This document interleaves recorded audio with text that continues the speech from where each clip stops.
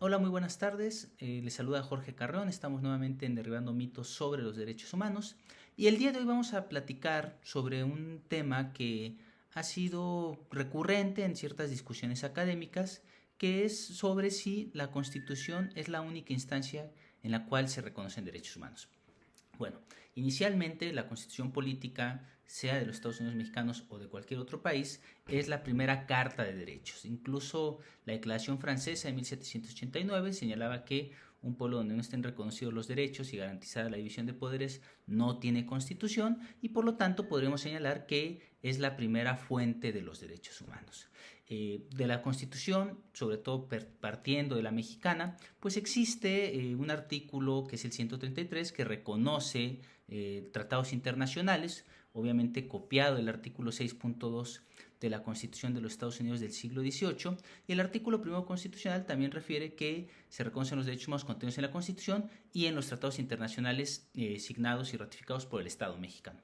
Por lo tanto, una segunda fuente serían los tratados internacionales que sean vigentes y válidos en el territorio de un Estado.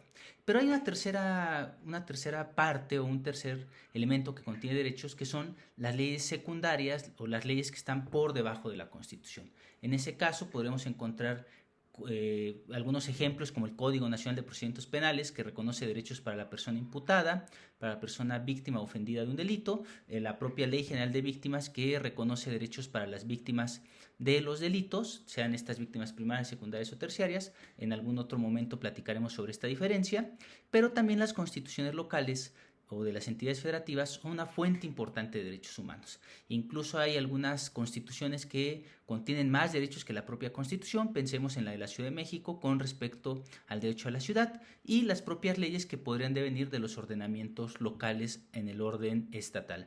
Por ejemplo, el caso más específico es la Ley Constitucional de Derechos Humanos y sus Garantías de la Ciudad de México, que contiene una serie de derechos que no se encuentran contenidos en la Constitución General de la República.